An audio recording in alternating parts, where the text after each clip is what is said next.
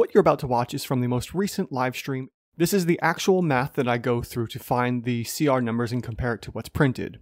And with that intro out of the way, let's get right into the video. Here we go, Frost Giant. Huge giant. And let me go back to my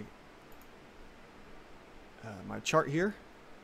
Alright, so starting from the top, Patchwork Armor for 15 AC. It is a huge giant, of course. So it's going to have 12d12 to roll with, and then a 21 Constitution.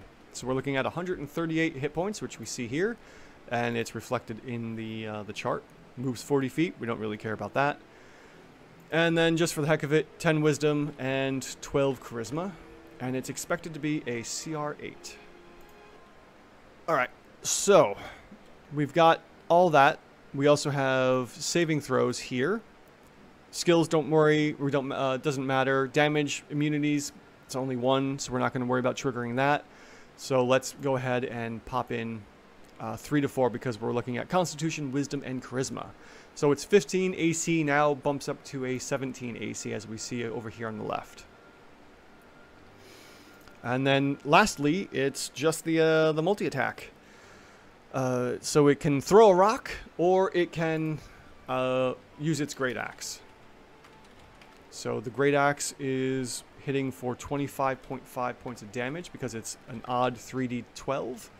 And it can toss a rock for 28 points of damage even because it's a 4d10. Now, the multi-attack is very straightforward. It's only the two Great Axe attacks. So we're going to throw that in there and multiply it times 2. And instead of it being 50 like you'd expect, because of that odd half point of damage from each die roll, it's actually technically an average of 51 points of damage. And then we will just transition the multi-attack of 51 into our DPR for damage per round, and switch the attack bonus from 3 base to the +9.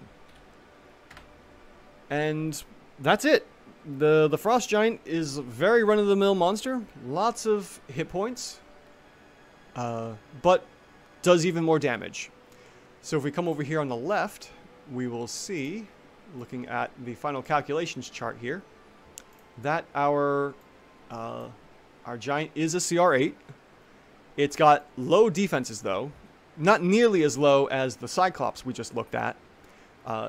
Smaller range, a smaller spread, I should say. The Nivix Cyclops had a much bigger spread, and if you've been following any of my other videos in my channel, there are some really wide spreads too, like the Galvanic Blast Seeker, I think, with a DCR of 1 and an OCR of like 11 or 12 or something.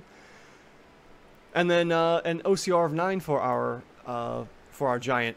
So it averages out, so you got a 9 plus the 6, that becomes a 15. And then it's just, what is that, 7.5 rounding up. We have ourselves a CR8 giant. And there you have it. That's how you break down and expose the monster's CR values.